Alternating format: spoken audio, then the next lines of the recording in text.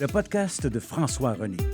Cette émission vous est présentée par le Voyagiste de Québec et Voyage USA. Showbiz, voyage et nostalgie.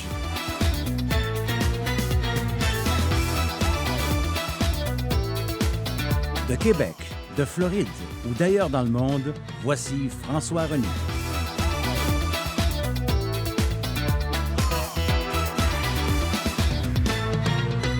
Bonjour et bienvenue à un autre podcast de François René, 26 février, aujourd'hui, page d'histoire, Napoléon Bonaparte. Napoléon va réussir en cette journée à quitter l'île d'Elbe, où il est à peu près depuis un an, 14-15, 1814-1815. Il va quitter avec quelques compagnons d'armes, avec son chambellan également. Le chambellan, c'est celui qui s'occupe de lui, finalement, qui est comme son serviteur, son aide de camp, son proche. Et ils vont quitter l'île d'Elbe. Ça, c'est du côté de l'Italie. Il était sur cette île en Toscane, donc le nord de l'Italie, et il va réussir à se sauver de la terre des îles où il était. Et puis, il va rentrer, faire une marche glorieuse pour son entrée à Paris, quelques jours après, le 1er mars, 3-4 jours après.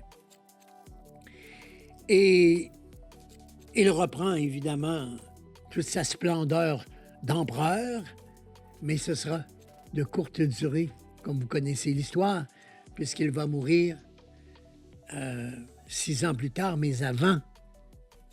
Le 1er mars, il rentre à Paris de façon glorieuse. Et puis tout de suite, le mois de juin suivant, un autre quelques mois après, le 18 juin 1815, c'est la bataille de Waterloo. Waterloo qui est dans la Belgique d'aujourd'hui, évidemment. Quand on va à Bruges de Paris, on passe toujours par Waterloo. J'ai eu l'occasion d'y aller à quelques reprises. Alors, Waterloo, c'est la bataille. C'est devenu une expression. Manquer son coup ou avoir une grande défaite dans la vie, on dit « il a rencontré son Waterloo ». Ça vient de là, l'expression. Alors donc, c'est pour vous dire comment ça a marqué en fait, toute l'histoire, si glorieuse soit-elle, de Napoléon Bonaparte, ces gars de Corse, qui est né le 15 août 1769 à Ajaccio. Quand on va à Ajaccio, on peut visiter. Moi, souvent, j'y vais en croisière. En Méditerranée, on arrête à Ajaccio pour la journée en Corse. Et puis, on va visiter la maison natale de Napoléon sur 3 étages. On l'a conservée. On en a fait un musée, une maison-musée. Et on peut aller sur les traces de Napoléon dans cette maison-musée. Et il y a un parc non loin également, où dans sa petite enfance, à 7-8 ans, 10 ans, il jouait déjà aux soldats et à la guerre. Et avec les petits gars de son âge, évidemment, il y a une grotte au fond, il y a un parc, il y a un monument, c'est tout à fait particulier.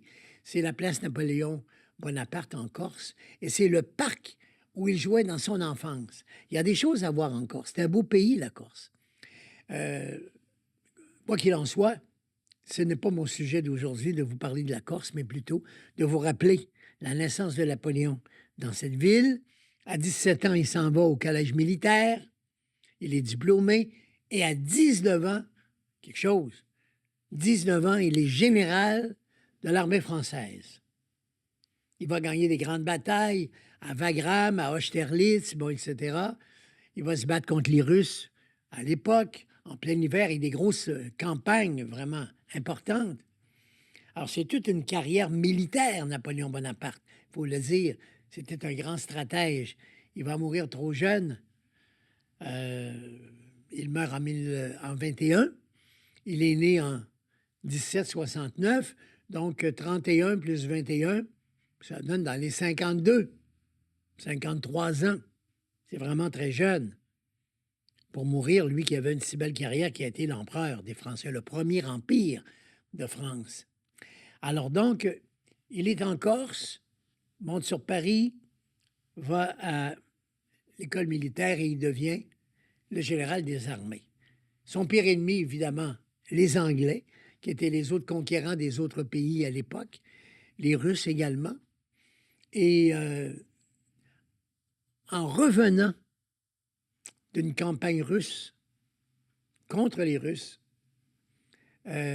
affaibli, évidemment, par un hiver qui a été très, très dur, quand il rentre sur Paris, qui passe par Waterloo, le 18 juin 1815, eh bien, il y a Wellington qui l'attend là, les Anglais, le Duke of Wellington. Je ne sais pas si vous avez, dans les restaurants, des fois, choisi un Duke Wellington, le bœuf Wellington, eh bien, c'est lui, parce qu'il mangeait son roast beef, l'anglais, avec des petites tranches minces, le roast beef, et il aimait une pâte par-dessus.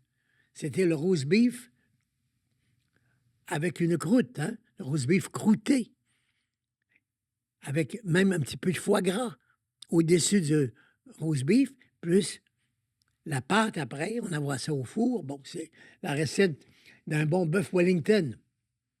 Alors, c'est drôle, l'histoire, des fois, comme elle se répète dans notre vie de tous les jours. Alors, c'est l'histoire du bœuf Wellington et c'est le même Duke of Wellington qui est le grand gagnant, le grand héros, si vous voulez, des Anglais parce qu'il a arrêté et emprisonné jusqu'à sa mort Napoléon Bonaparte. Donc, on est aujourd'hui 26 février. Il quitte donc l'île d'Elbe en Italie, fait sa grande rentrée du 1er mars à Paris, et quelques mois plus tard, le 18 juin 1815, c'est son Waterloo. Il va perdre contre Wellington. Alors là, on va l'amener, mais très loin, 5-6 heures au moins de bateau à l'époque, pour se rendre à l'île Sainte-Hélène. Là, on est complètement ailleurs, vers l'Afrique, hein? Vers l'Afrique australe. Alors, il a été emmené très, très loin. Sur place, il est traité comme un empereur, prisonnier, mais empereur. Il n'a quand même pas une petite cellule carrée comme Mandela avait été emprisonné. Il a l'île de Sainte-Hélène. Il a son chambellan qui s'occupe de lui, de ses repas. Il a Toby, un esclave noir du nom de Toby, qui va lui être assigné pour s'occuper de lui. Il va beaucoup l'aimer, avoir beaucoup de tendresse pour lui, parce que tous ces gens-là n'en reviennent pas que le grand Napoléon Bonaparte, même s'il était petit, 5 pieds 2 de taille, que le grand Napoléon Bonaparte, empereur de France, soit coincé, emprisonné sur cette île, en espérant la venue des Français pour le libérer. Ils ne sont jamais venus. Et puis, il va mourir sur cette île en 1821, le 5 mai 1821. C'est beau à lire l'histoire de Napoléon, c'est quelque chose. Serge Lama était passionné de Napoléon, Serge à qui on a parlé récemment, parce qu'il a eu dans sa carrière toutes ces belles chansons dont on a souvent parlé, mais il a écrit également un théâtre chanté, l'histoire de Napoléon que notre ami Jacques Ouimet avait produit à Montréal et à Québec à l'époque, Paul Buissonneau qui était là-dedans aussi, et Lama qui jouait le rôle, évidemment, de Napoléon, parce que le physique de Lama, surtout de côté, avec un nez un peu long et pointu, il pouvait prendre des poses avec ses cheveux par en avant sur le front qui lui faisaient ressembler beaucoup à Napoléon. Il faisait un Napoléon extraordinaire. J'ai vu au moins 3 fois, et à Paris et à Montréal, la version exceptionnelle de Serge Lama dans Napoléon. Ça, c'est des beaux souvenirs du métier, du monde culturel. Alors donc, tout ça pour vous dire, pour revenir à mon idée, Napoléon est sur l'île. Officiellement, il va mourir d'un problème pulmonaire. Hein? On a dit aussi ulcère d'estomac à une certaine époque, lorsqu'on reparle dans les mémoires de la mort de Napoléon. Mais il y a de ça bien longtemps, 40 ans passés, j'étais recherchiste à Montréal pour M. Réal Giguère, qui était le grand animateur de l'époque et pour qui j'avais vraiment beaucoup d'estime et beaucoup de plaisir à travailler avec lui. Avec Claude Blanchard aussi, qui s'est joué à nous, c'était Parle, jazz à l'époque. Et moi, comme recherchiste, je trouvais des bons invités, le plus possible pour M. Giguère, pour l'émission, qui passait à 6 heures. Il n'y avait pas d'affaires publiques dans ce temps-là.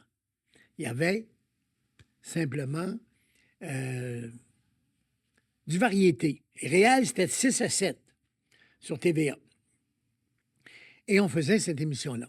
Et il avait un ami, M. Ben Wider, qui, les culturistes s'en souviendront, avait des produits pour les hommes forts. Puis il y avait même des studios, comme il y en a plein maintenant de gyms de toutes sortes de noms.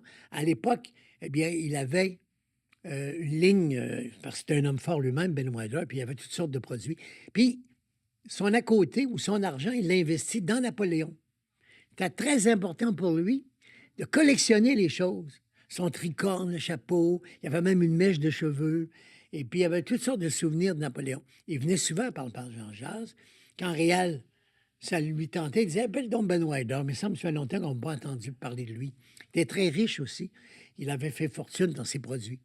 Si bien que, finalement, pour faire une histoire courte, il m'avait raconté que la mèche de cheveux, il l'avait fait analyser. Et qu'à la pointe du cheveu, la couette de cheveux de Napoléon, véritable, qu'il avait acheté un prix de fou dans des enchères, on avait détecté de l'arsenic au bout. Ce qui faisait prétendre qu'il aurait été empoisonné, pas par les Anglais, mais par son chambellan, par les gens qui l'aimaient beaucoup, puis qui trouvaient ça tellement triste d'avoir Napoléon Bonaparte prisonnier sur cette île. Il lui mettait, paraît-il, c'est une option, c'est pas moi qui va changer l'histoire, mais c'est une des versions, entre autres de Ben Wider, il lui donnait un petit peu d'arsenic dans sa nourriture, et si bien que, à la longue, il s'est empoisonné, il est mort, ulcère d'estomac, causé par un empoisonnement. C'est pour ça qu'il est mort à 53 ans. Alors, officiellement, c'est pas ça, mais j'ai entendu cette version. Et puis donc, il va mourir en 21.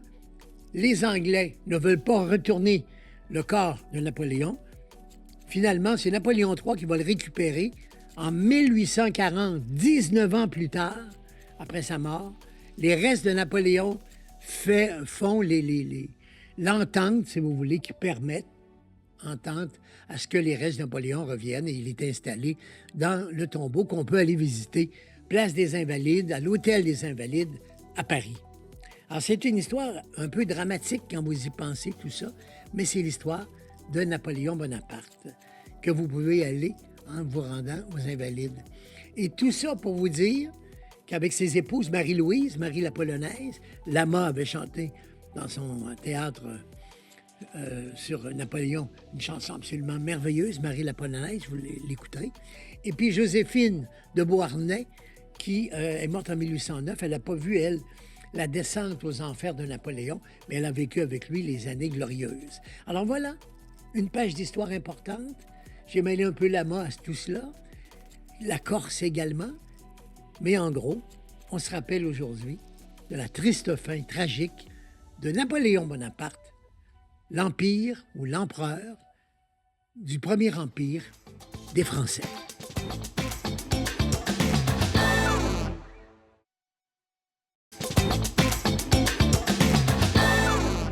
Là, ça fait un petit moment que je ne l'ai pas vu. Je le retrouve très en forme. Beau comme un cœur, le Martin que j'ai connu. Ça fait 20 ans et plus que tu fais le métier maintenant. Oui, ça fait plusieurs années. En l'an 2000, je lançais mon premier album, donc ça fait pas mal 25 ans de serious business. C'est quelque chose, hein? Puis, toujours positif, toujours heureux. Tu travailles beaucoup, tu lâches pas. Moi, ça m'impressionne à chaque fois, Martin. Non, ben écoute, le travail, c'est la santé, puis en fait, la musique, c'est ma passion. Fait qu'il faut que ça se passe. Faut qu'il arrive quelque chose. Cette voix que j'entends, elle ne change pas ta voix. Le vrai rocker, hein? Ben, j'essaie de rester en forme, je m'entraîne, puis je dirais qu'avec l'âge, je prends de plus en plus soin de ma santé, ce qui était peut-être moins au début de la carrière. Mais tout ça parce que, bon, tout le monde vieillit, mais tout le monde a le goût d'avoir encore de l'énergie pour faire ce qu'on a à faire. Puis moi, ben, j'ai toute cette énergie positive-là qui qui est là tous les matins que je me lève, finalement. Ben, c'est bon, parce que en plus, tu vas voir les jeunes, tu vas rencontrer des gens, tu fais des conférences aussi. Oui, j'ai la chance. Ah, sinon, ça fait très longtemps que je fais des conférences, sérieusement. Ma première conférence, je l'ai donnée, j'avais 16 ans. C'était un professeur d'école qui m'avait demandé d'aller rencontrer ses élèves pour leur parler justement de ma situation physique, puis de comment je vivais ma vie en tant que personne handicapée, puis que je faisais de la musique déjà à 16 ans. Donc, ça a été comme ça que j'ai commencé, puis de fil en aiguille, il y a justement des professeurs, c'était surtout au début dans les écoles primaires, j'allais rencontrer les jeunes, là.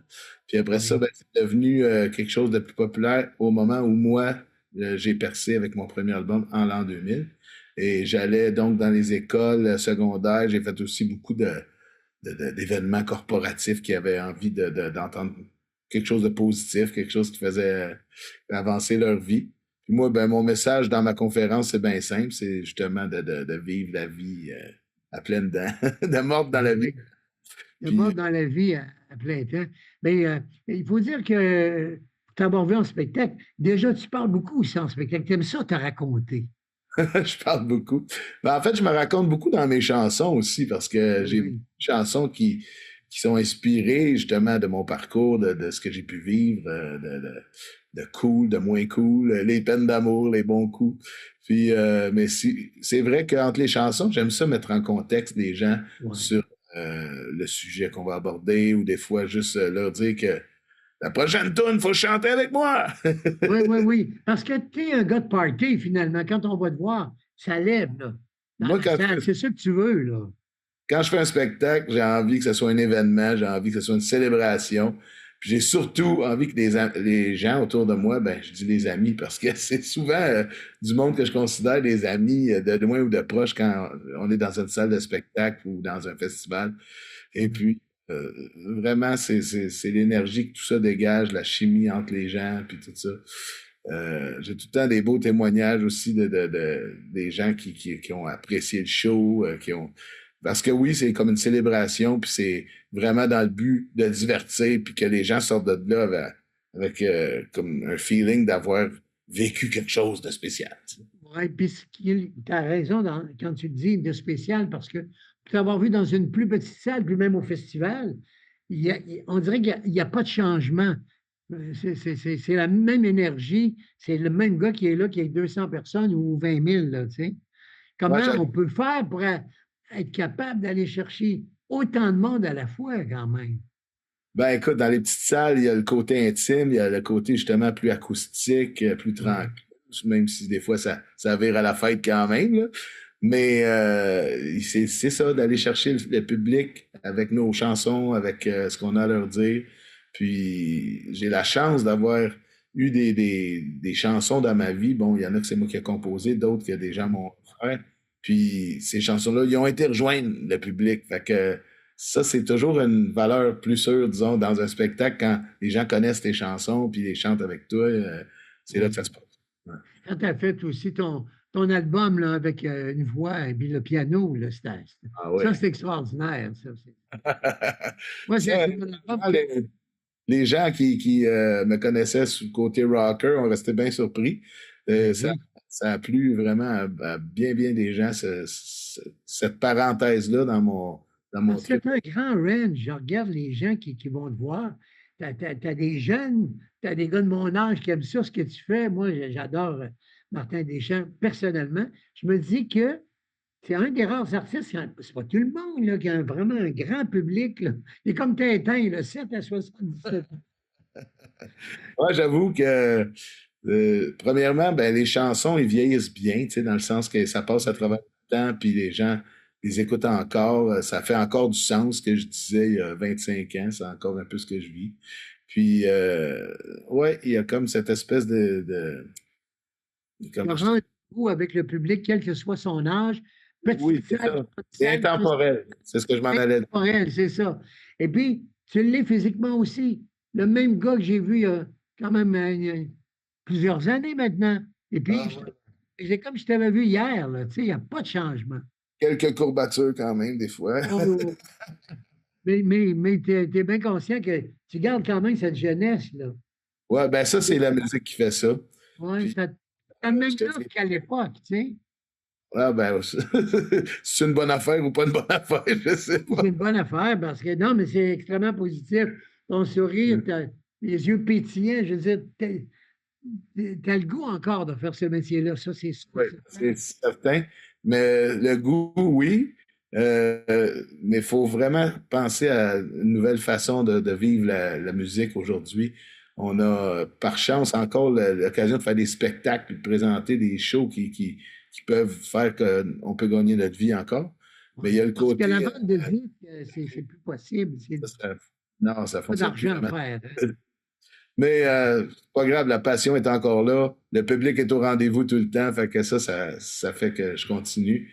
Et ben, je peux parler peut-être un peu justement des projets que je fais de Oui. ce temps-là pour que les gens aillent voir ça.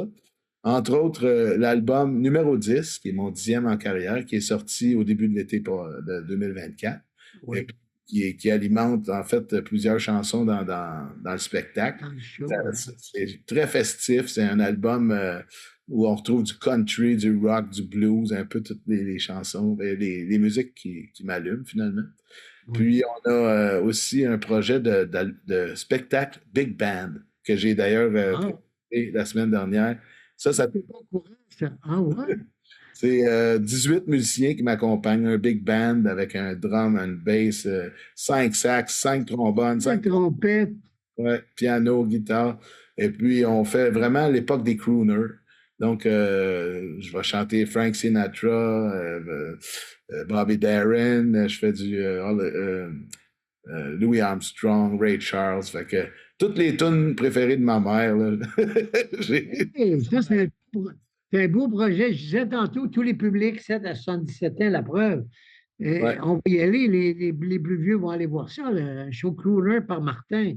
ouais, le show. Où est-ce que tu vas le faire? C'est une tournée ou vas-tu. En fait, comme c'est un show avec une logistique assez particulière, on parle de Oui. 18 personnes, ça prend une grande scène, ça prend un certain budget, puis ça. Donc, on n'a pas l'occasion de le faire assez souvent à mon goût. Ça fait 4 fois qu'on le présente.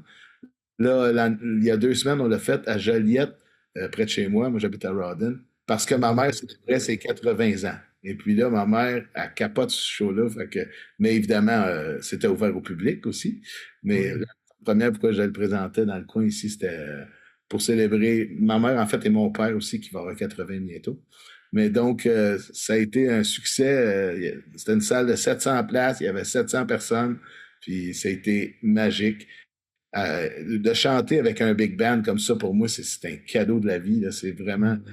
il y a une énergie, une puissance en arrière sur scène qui est là. Ça peut être surprenant aussi parce qu'on ne s'attend pas à ce que tu sois intéressé à la musique de Sinatra, de Dean Martin, de Bobby Darin, de Beyond the Sea, de Mac the Knife, puis toutes ces chansons-là. C'est ça que tu fais, là. Oui, exactement. Tu les as toutes nommées.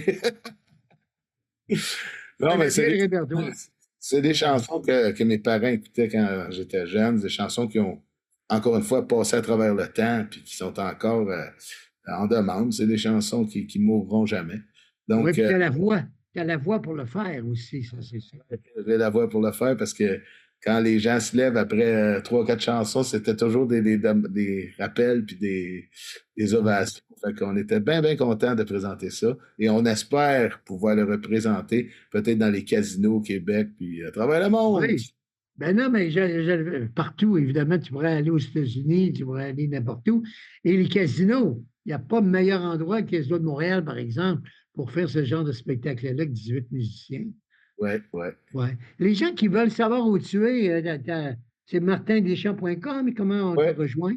Aussi simple que martindeschamps.com ou sur ma page Facebook. Je suis quand même assez actif sur les réseaux sociaux, mais surtout Facebook. Les dates de spectacle sont sur mon site internet, comme je disais, martindeschamps.com. Mais vraiment, vous pouvez même communiquer avec moi par Facebook. Les gens, ils m'écrivent des messages. À chaque semaine, je réponds à beaucoup de messages. Oui. J'essaie de garder le tempo là-dessus aussi parce que c'est bien important. C'est comme ça qu'on garde notre public. Puis, c'est comme ça aussi qu'on va chercher un nouveau public par. Parce que là, tu vas aller chercher un nouveau public, ça c'est sûr, avec ton Big Band. plus que tu fais déjà des chansons pour lesquelles on te connaît avec ta voix absolument unique. On en parlait tantôt avec Breen Leboeuf, qui est sur l'émission aussi. Puis il disait que Martin, c'est une voix particulière, c'est Jerry. Lui, il dit, je l'entends, puis c'est Jerry. C'est un beau compliment de Breen Leboeuf, ça. Ben oui, ben, j'ai eu la chance de travailler avec lui beaucoup. Puis il y a encore l'occasion des fois de faire des spectacles avec lui. Toujours un plaisir, un grand plaisir. Breen qui a été mon mentor à un moment de ma vie où avant ma carrière solo, il m'avait embarqué dans Offenbach avec les membres originaux, puis ça a été mon tremplin fulgurant. J'aime beaucoup, c'est sûr. Il le disait tantôt, il faut quand même lui, 75 ans, un des grands musiciens reconnus au Québec, puis il faut qu'il se réinvente, il faut qu'il pense à des nouvelles affaires, travailler avec du nouveau monde, arriver avec un jeune batteur, avec un ancien comme Reg qui a travaillé avec John Hallyday, la chance. Tout ce monde-là, avec Pierre Beauregard, écoute, il dit, je suis comme un petit jeune, je recommence avec un nouveau show. Ah ouais. Incroyable à 75 ans quand même. Alors, il faut se réinventer tout le temps. Oui, il y a vraiment une énergie particulière. C'est un jeune vieux. Un jeune vieux. Et comme il dit, absolument ça. Parle-moi pas des années 83, 84. Mais maintenant, il sait où il va, puis il apprécie. Il chante en Floride ce soir, d'ailleurs. Oui, ben oui, on le salue d'ailleurs. On le salue, c'est pour ça qu'il est passé tantôt. Alors, écoute, martindeschamps.com, c'est le meilleur endroit. Nouveau disque, en fait, je dis encore nouveau parce que ça vient de sortir l'été.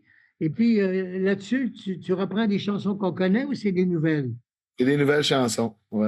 Toutes des nouvelles chansons que tu as faites. Puis tu travailles avec qui actuellement pour la composition de tes tunes et puis... Ah ben j'ai longtemps... En fait, sur cet album-là, c'est des tunes qui traînaient dans notre tiroir à chansons depuis plusieurs années parce qu'on n'avait pas sorti d'album depuis 4 ans. Et au moment où on composait beaucoup de ces chansons-là, c'était mon ami Ricky Pocket, un jeune guitariste qui maintenant travaille avec les Sheepdogs à travers le monde, puis on est bien content pour lui. Et le reste de ma gang, ben c'est mes bons vieux chums de musique qui sont là avec moi. Il y en a depuis 35 ans, il y en a que c'est plus nouveau.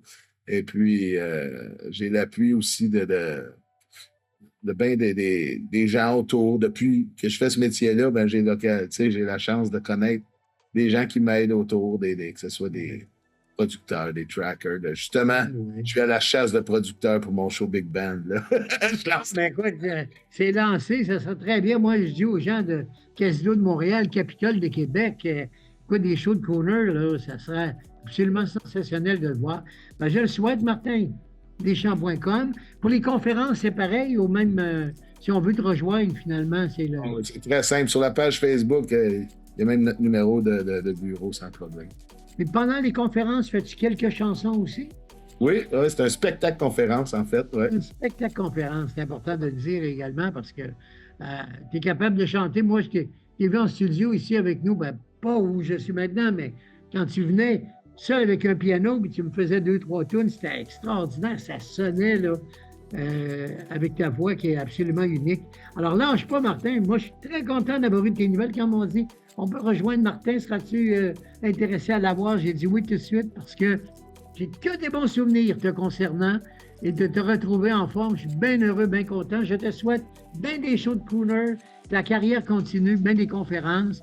martindeschamps.com. À la prochaine, mon chum. Merci beaucoup, François. Salut. Plaisir. Salut. Bye-bye. Martin Deschamps, mesdames, messieurs.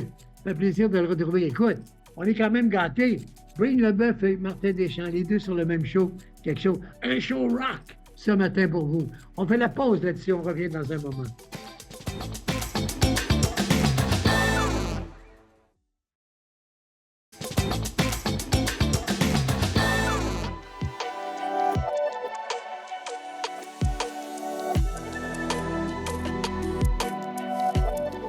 Voyez cet hôtel magnifique Marina Bay Sands avec la piscine tout en haut, débordante au 57e étage. C'est comme la Tour Eiffel pour Singapour. C'est la carte postale. C'est l'emblème de la ville maintenant. Donc, vous savez, comme je viens de le dire, que nous sommes à Singapour et c'est la conclusion de notre croisière. Et on va passer quelques minutes dans différents quartiers qui marquent bien Singapour, indépendante cette année, 60e anniversaire. Donc, 1965, devient indépendante et crée toute cette partie en prenant du terrain sur la mer et puis en remplissant assez suffisamment solide pour pouvoir construire tous ces beaux hôtels, le musée d'art forme de tulipe, la Grande Roue, les autres buildings, derrière un shopping mall extraordinaire, des spectacles son et lumière, des jardins de fleurs sous le dôme absolument magnifique, et puis les vieux quartiers anciennement, quartier indien, quartier malais, quartier chinois, qui étaient là avant 65, évidemment. Alors, c'est Singapour d'aujourd'hui. Singapour, une ville moderne, futuriste. Singa, qui veut dire lion. Pour la cité, la ville. Donc, la ville du lion, c'est Singapour. Il y a l'hôtel, qui est l'emblème que je disais tantôt, typique de Singapour, comme le Big Ben à Londres ou la Tour Eiffel à Paris, ou l'Empire State, la Statue de la Liberté à New York. Mais depuis 2015, ils ont fait ce pont Jubilee qui marquait donc les 50 ans de Singapour. Il y a 10 ans, tout ceci s'était construit. Et le lion cracheur d'eau, vous voyez la forme en bas, c'est un poisson, parce que Singapour était au départ un petit village de pêcheurs. Et le lion, tout en haut, poisson et lion, le symbole sur le pont de Jubilée ici, de Singapour, la ville du lion et le quartier des affaires, partout en arrière, les gratte-ciels.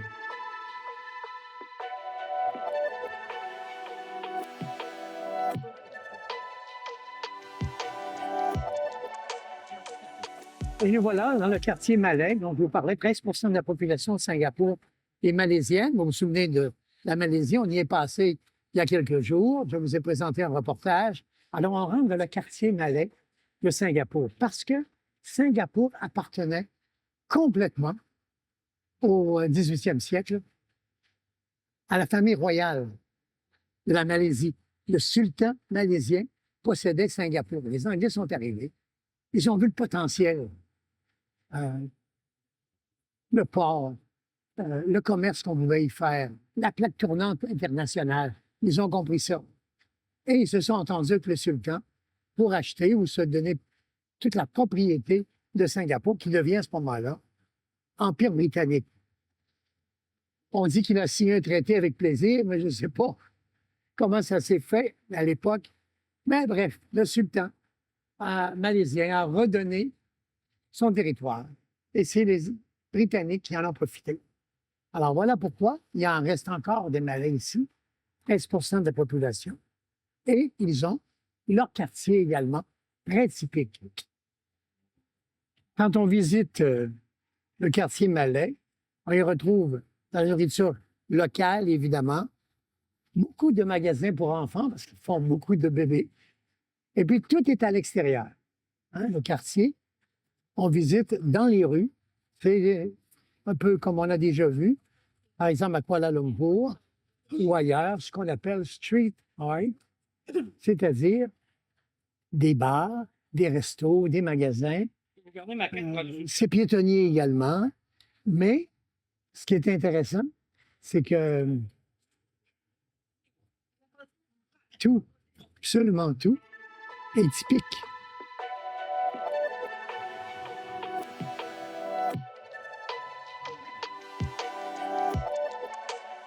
Alors, on s'est attablé pour bien manger un peu et on s'est arrêté dans le quartier chinois.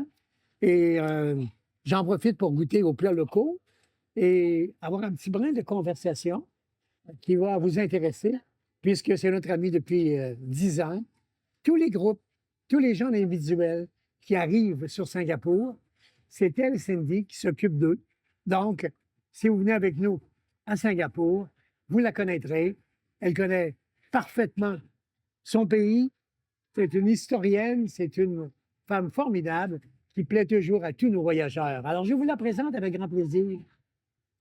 Allô, Cindy! Allô, C'est vrai que ça fait plusieurs années maintenant qu'on se connaît, qu'on vient toujours te voir. bien sûr, ça fait même 10 ans Ça qu'on fait 10 ans quand 17 même ans. que tu C'est t'occupes ça. de nos groupes. Exact. On a toujours d'excellents commentaires venant des voyageurs Ah te oui, concernant. Ah oui, oui, bravo. oui, parce que aussi les Canadiens, ils sont très intéressés par notre histoire de Singapour. Oui. Voilà, d'abord, bonne année à tous. Oui, on peut le dire Voilà, encore, c'est bien ça. sûr. Et parce qu'on est déjà, c'est-à-dire qu'il y a beaucoup de visiteurs du Canada aussi loin qui sont très curieux pour savoir l'histoire de Singapour, et surtout la transformation de Singapour pour un petit pays comme Singapour. Oui. Parce qu'en fait, c'était d'abord les Malais qui étaient ici. Mhm. Tout Singapour appartenait au royaume de la Malaisie. Voilà, au début, quand les Anglais sont arrivés, c'était un petit village de pêcheurs et la plupart des gens étaient des Malais avec la famille royale. Mais c'était après les Anglais qu'ils ont fait venir les Chinois, des Indiens pour travailler chez nous. Et aujourd'hui, Singapour, c'est un pays plein d'ethniques différentes. Donc, il y a des Indiens, par exemple, 9 13 les Malais, parce qu'il y en a qui sont restés ici, les Malais. Bien sûr, oui. Et puis, vous avez une grosse colonie chinoise aussi. C'est ça. Ouais. Plus que 70% des Chinois qui travaillent, qui habitent ici. Par exemple, je suis chinoise de Singapour. D'origine, de Singapour. D'origine, oui, mes parents sont venus de la Chine, mais je suis née à Singapour. Oui, oui, 100% vous êtes Singapour. une singapourienne. Exactement, voilà. Singapour, donc, c'était les Malais. Et les Britanniques arrivent ici, ils voient le potentiel Voilà, c'est ça. et ils décident de s'approprier tout le territoire. Oui, exactement, parce que Singapour, quand même, c'est le point stratégique. Oui. Et puis, c'est bien abrité. Il n'y a pas de typhon, il n'y a pas de tremblement de terre. Et franchement, c'est le plateau non, pour les commerces, pour tout. Oui, absolument. Et le sultan, ça a été difficile, selon votre histoire, pour les Britanniques d'avoir ce pays si magnifique dans leur colonie. Oui, avec les Anglais, ça a été parce qu'ils sont restés, ils ont quand même enseigné plein de choses comme la langue et le jardin et l'école avec l'uniforme et tout ça. Mais pendant la colonisation anglaise, on a appris bien des choses. Mais pendant la Deuxième Guerre mondiale, on était occupés par les Japonais aussi. Oui, oui. Voilà, c'était dur. Et puis les Anglais sont retournés pour la deuxième fois. Et après, Singapour faisait partie de la Fédération de la Malaisie et 63. Et puis 2 ans après, Singapour est devenue indépendante. Et c'est-à-dire que c'est une république aujourd'hui. Oui. Voilà. Depuis quoi? En 1965. 1955. Voilà. Non, pardon, 1965. Oui, 65. Voilà. Puisque ça fait 60 ans cette année. Exactement. Ça Vous fait- êtes pays indépendant. Exactement. Avec le Premier ministre, avec le président de Singapour. Et le Premier ministre a la puissance plus importante. Le président, c'est quand même la puissance cérémonie. Oui, je comprends.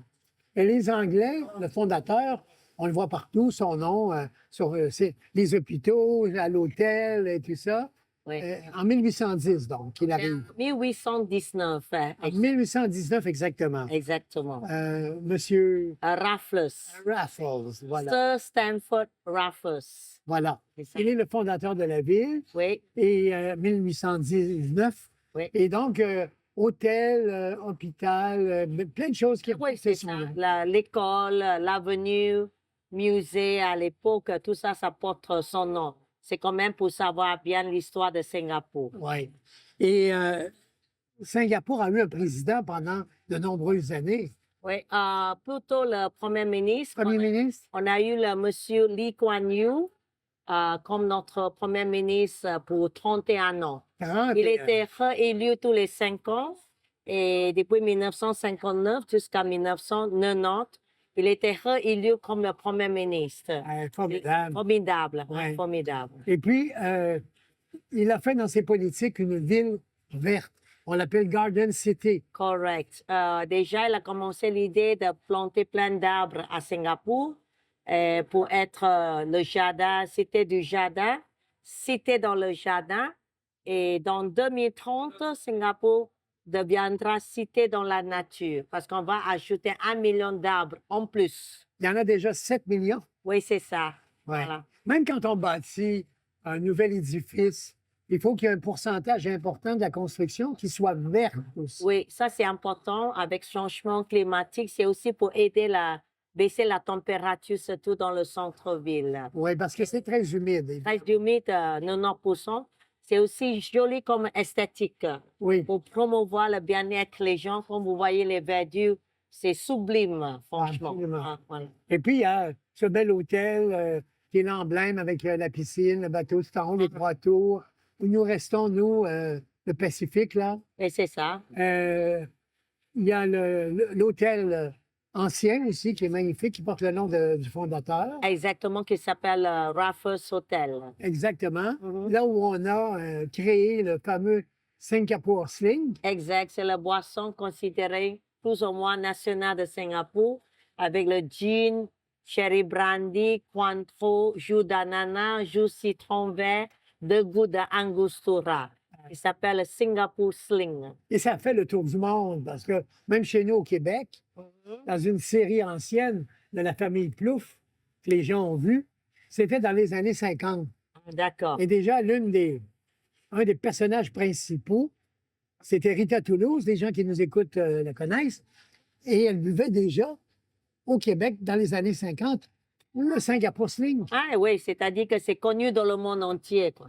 Absolument. Parfait. Et c'est assez cher. C'est assez cher chez nous aujourd'hui parce que vous prenez au Raffles, c'est un hôtel charmant de l'époque et la naissance de Singapore Sling, c'est normal, c'est un peu cher. Oui, absolument. Mais ça vaut la peine. Ça vaut la peine, Ça absolument. vaut la peine. Il faut dire que les boissons, les cigarettes sont taxées par votre gouvernement Oui, c'est un plus peu que plus que tout les autre. autres choses. Hein? Pour la santé. Pour la empêcher- santé, naturellement, pour dissuader les gens de ne pas trop boire, trop conduire, de fumer, mais plutôt pour la santé pour tout le monde. Voilà. Absolument. Bien. Et puis, vous êtes 6 millions, Oui, presque 6 millions, Singapour, exactement. presque 6 Oui. millions, Oui. et vous recevez 20 millions de touristes par année. Avant de COVID, on attendait un peu plus que ça, mais malheureusement, pendant des années, pendant les 3 COVID. ans COVID, Ça mais a baissé maintenant, un peu. c'est doucement, ils commencent à retourner à Singapour. Hein. Oui, oui. Voilà. Ça veut dire que c'est 3 fois la population Ah oui. qui Ah vient d'ailleurs. oui. C'est intéressant. Les gens ils veulent passer quand même 2-3 jours ici. C'est une ville pleine de contrastes, côté l'architecture, côté l'histoire, côté culturel. C'est franchement intéressant. Ouais. Hein. Et puis, c'est très futuriste, hein, les immeubles, les ponts. On fait beaucoup les planifications dans les prochains 40-50 ans. Ouais. Voilà. Et puis, vous avez amené nos gens tantôt, il y a, je dirais pas un musée, parce que le musée, c'est avant. Alors là, c'est le futur que vous montrez. Voilà. La planification 50 ans en avant. Et c'est ça.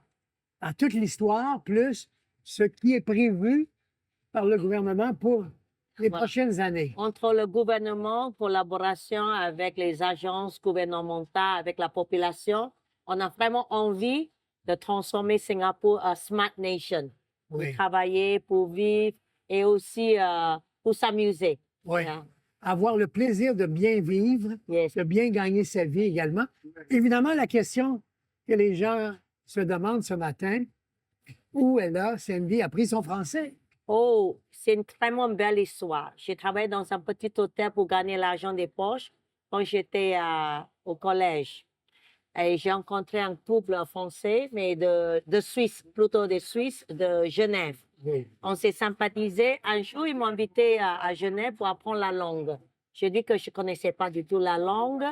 C'est bizarre pour moi. Ils m'ont invité. Et après, je suis allée chez elle, ou chez eux plutôt. Je suis restée presque 6 mois et j'ai continué quelques mois à Paris. Pensez-vous, c'était il y a 30 ans. On est restés encore amis après 30 ans. Ma fille va à Genève l'année prochaine pour apprendre le français et ma fille va chez sa fille. Extraordinaire. C'est extraordinaire. Belle C'est histoire. vraiment une belle histoire. Ouais. Hein? Vous Et avez- grâce à eux, Oui. j'ai appris la langue, je vous ai rencontré aussi. Vous avez rencontré aussi, vous parlez toujours français avec nous. Vous parlez anglais, évidemment. Oui, bien Vous avez sûr. beaucoup de touristes américains et anglais. Pas mal, voilà. Et puis le chinois. Oui, il y a beaucoup de touristes de la Chine quand même. Et à Singapour, la langue officielle, c'est donc... Il y en a 4, l'anglais, malais, chinois et tamoul. Il y en a 4. Il y en a 4. Oui, c'est ça. Alors donc, les gens qui viennent vous visiter Évidemment, il y a un dépaysement. Pour nous, c'est différent. Oui. Mais on se retrouve un peu comme chez nous aussi. La nourriture est très bonne. C'est comme nos restaurants qu'on a chez nous. Les hôtels, c'est absolument magnifique. Des plages, des piscines dans les hôtels. Ah oui. Formidable. Il y a plein de choix. D'abord, Plein de choix. du côté de l'architecture, la cuisine, et puis des différentes... Par exemple, dans le quartier chinois, il y a des temples indiens, il y a la mosquée indienne, il y a une église. Il y a toutes les religions qui s'entendent bien, sans problème. Ça a été un plaisir, encore une fois, de venir vous rencontrer. On y était il y a quelques mois, Bien. au début de l'année. Puis on a 2 autres projets pour revenir, et en croisière et en circuit, Bien sûr. ici. Et puis vous serez là pour les accueillir. Avec plaisir, là. Oui. Alors, je vous laisse les inviter. Bien sûr. Alors, je vous invite de venir à Singapour et je vous attends. Voilà. Hein? Je vous souhaite de bien venir à Singapour. Encore cette année, l'année prochaine, on vous attend. Merci beaucoup, Cindy. Merci encore à vous et on vous attend. Hein? Les Canadiens sont adorables, Merci. franchement. Merci.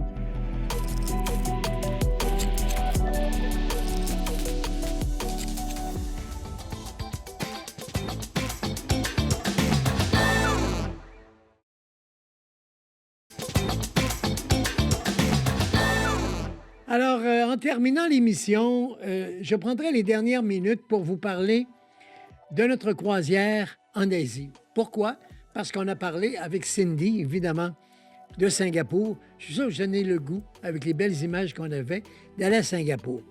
Comme on a dit avec elle, un séjour à Singapour peut se faire de différentes façons. Par exemple, un Montréal-Dubaï, avec 3-4 jours à Dubaï, et puis séjour à Singapour. Ce que nous faisions à l'époque avec Hong Kong. Montréal-Hong Kong, quand même attrayant, et Singapour, et retour. Ça, c'est pour ceux qui veulent rester plusieurs journées à Singapour. Mais ce qui est très populaire et moins cher, c'est de faire une croisière qui vous amènerait pareil à Singapour, qui vous permettrait d'avoir le séjour avec Cindy pour vous faire visiter tout ce dont elle a parlé, c'est-à-dire le quartier maltais, le quartier indien, le quartier chinois. Elle vous emmènerait également dans toute la nouvelle partie qu'on a fait pour le jubilé, le pont, le lion que vous avez vu, le fameux hôtel avec la piscine au 57e étage, tout ça, ou l'autre hôtel panaméricain qui est magnifique également, l'un sur l'autre dans le nouveau quartier. Et puis, la visite de la ville en général et évidemment les spectacles du soir, avec en plus, comme on l'a expliqué, Garden by the Sea,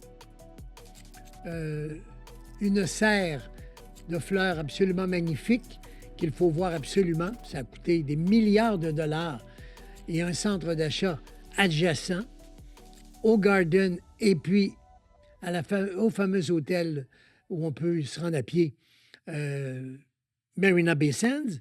Tout ça, à peu près 3 jours. Donc, vous payez pour aller à Singapour, vous payez pour aller au Vietnam. Il y a beaucoup de gens qui vont payer pour aller à Thaïlande. Et puis, vous pouvez également tout faire cela dans le même voyage. Vous me direz qu'une croisière, c'est plus cher, avec tous les repas inclus, avec la boisson qui est incluse également, le forfait classique, avec l'Internet qu'on tient tous à avoir dans nos cabines maintenant. Et puis, les pourboires qui sont offerts au personnel du bateau. Mais, si vous le comparez à 2-3 voyages, c'est-à-dire pour aller au Vietnam, à Thaïlande et à Singapour, eh bien, vous faites ça dans le même voyage, c'est vraiment économique. Ça vaut vraiment la peine. Donc, il y aura notre arrivée au Vietnam d'abord. Ensuite, il y a la Thaïlande et finalement, Singapour. Et puis Hong Kong au départ. Alors, vous voyez, 4 voyages en un. C'est sûr que sur le plan économique, même si sur le coup, ça peut vous paraître plus cher, ça ne peut absolument pas atteindre les prix que ça vous coûterait si vous y alliez en temps d'abord et en argent ensuite à Hong Kong, au Vietnam, en Thaïlande, puis à Singapour. Tout est dans le même voyage. Ça vaut vraiment la peine d'y penser 2 fois plutôt qu'une. Et c'est ce que je fais, personnellement, parce que moi, j'adore Singapour. Je suis allé 7-8 fois, bon an, mal an, comme l'entrevue qu'on vient de vous présenter avec Cindy. Et ça, c'était mon dernier voyage. Mais personnellement, 3 jours à Singapour, j'ai le temps de tout voir, et même le jardin des orchidées et tout le reste, aller faire du shopping, tout ce que vous voulez, dans les 3 jours de Singapour. Ça me suffit, personnellement, ces 3 journées à Singapour. Hong Kong, 3 jours incluant notre arrivée, et même une journée où nous allons à Macao, l'île, l'ancienne île portugaise qui est devenue l'île du jeu, c'est le Las Vegas de l'Asie, hein, rien de moins. Bon. Alors, ces journées-là me suffisent et mes arrêts au Vietnam également. Alors, c'est pour ça que je dis que vous avez vraiment le hit parade, le palmarès de tout ce qu'il y a de plus beau dans les 4 pays et tout ça dans la même croisière, un prix qui devient alors très intéressant pour les 4 pays visités. Alors, parlons d'Hong Kong. On part de Montréal ou de Toronto. Un Toronto-Hong Kong, c'est 14 heures. Ça se fait quand même bien. 14 heures, humainement, là, c'est possible dans un avion. Vous me direz, c'est loin, si vous avez moins d'habitude, je vais venir en Floride, prendre 3 heures. Hein? On ne parle pas d'un petit voyage, même à Cuba ou au Mexique, 4-5 heures. Las Vegas, 5 heures, 5 heures et demie, 6 heures pour aller à Paris. Bon, c'est plus loin. Mais vous êtes à l'autre bout du monde. Je regarde la map en vous parlant devant nous ici à l'agence. C'est sûr que c'est autre chose. Mais une fois qu'on est rendu, 14 heures, je vous le dis, ça passe très bien. Des vols de nuit, on dort, on arrive tôt le matin là-bas. On va visiter, dès qu'on arrive, le pic Victoria. On monte tout en haut du pic avec un train en crémaillère pour se rendre là-bas, en haut. Et là, vous avez une vue, mais absolument magnifique sur Hong Kong. La ville d'abord, le quartier des affaires. Vous avez les îles d'Hong Kong plus loin. Et puis au loin, vous avez la Chine populaire. La vraie Chine, comme on l'appelle, de l'autre côté des montagnes. Alors, vous avez une vue sur ces 3 parties de la Chine, parce qu'Hong Kong a été longtemps britannique, pendant 100 ans. Hein, vous savez que jusqu'en 97, c'est le prince Charles, alors le roi Charles d'aujourd'hui, qui était allé, au nom de la couronne britannique, terminer le contrat, le bail. Parce que quand les Anglais sont rentrés là, ils ont dit on est ici pour 100 ans. C'était ça l'entente. Alors, ils ont fait leurs 100 ans. Ensuite, ils se sont retirés. La Chine populaire, la Chine communiste a dit on va garder quand même une administration différente pour Hong Kong. Ce qu'ils ont fait, pour avoir connu les deux, moi, à l'époque britannique et maintenant, je peux vous dire qu'il y a quand même une petite différence. Pour ceux qui vivent là-bas, pour ceux qui veulent avoir les mêmes droits qu'ils avaient avant quand les Britanniques étaient là. Quand Hong Kong n'était pas possession complète des Chinois. Moi, je la vois, la différence, parce que j'y vais souvent. Et ceux qui vivent là ne sont pas contents nécessairement de vivre comme ça.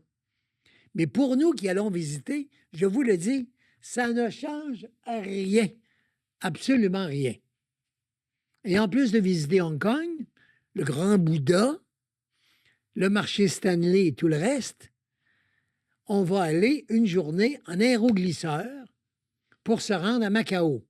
En fait, très souvent, j'y vais en autobus pour vous montrer le fameux pont. Vous savez bien qu'à Québec, on entend parler des ponts des 3e voies, puis un pont vers l'île d'Orléans, puis un pont qui passerait par l'île. Bon, on connaît toute l'histoire. Mais les autres, à Hong Kong, ils ont fait un pont de 55 km dans les dernières années, en plus. C'est tellement extraordinaire, puis nous autres, on n'est pas capables de faire un pont. De s'entendre entre nous pour avoir un pont à Québec. C'est incroyable quand on y pense. Il faut voyager à travers le monde pour comprendre qu'au Québec, c'est toujours plus compliqué qu'ailleurs. Les études, ça finit jamais. L'argent pour les études, l'argent pour un nouveau train entre Québec, Toronto, corridor Windsor, ça va coûter je ne sais plus combien de milliards, mais il y a une enquête commandée par le premier ministre Trudeau de 4 milliards.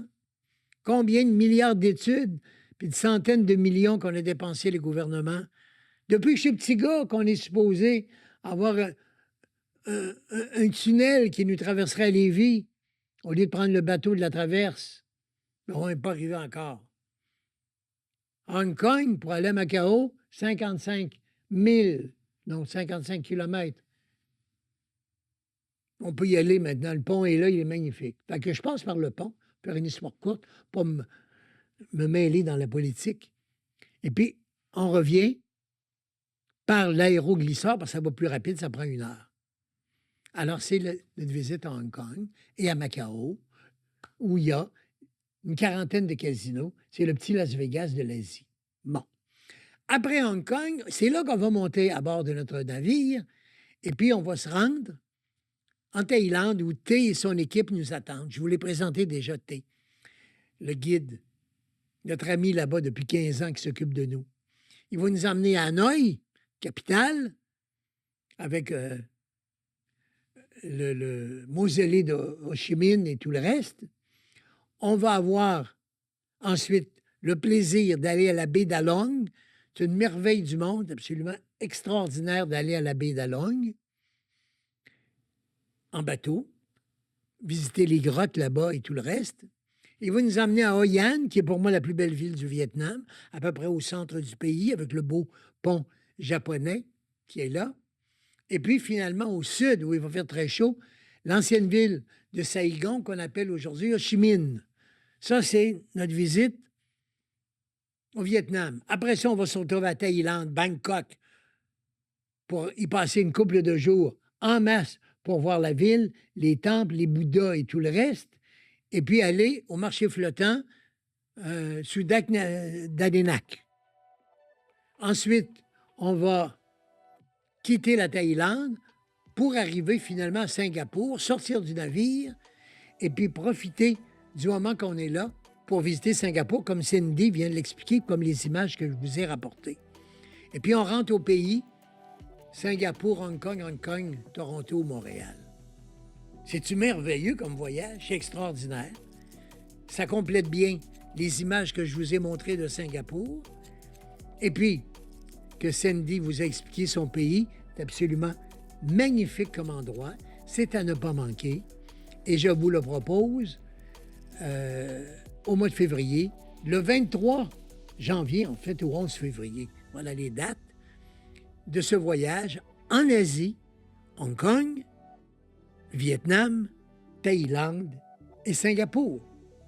Vous appelez chez le Voyagiste de Québec, ils vont vous donner tous les détails. Et puis, vous pouvez regarder le site du Voyagiste, vous l'avez également. Alors, j'espère que je vous ai donné le goût de l'Asie. J'avais quelques minutes, j'ai profité de prendre pour le faire. À demain, mesdames, messieurs. Merci d'avoir été avec nous. Et puis, demain, encore d'autres surprises. Bonne journée à Télémag.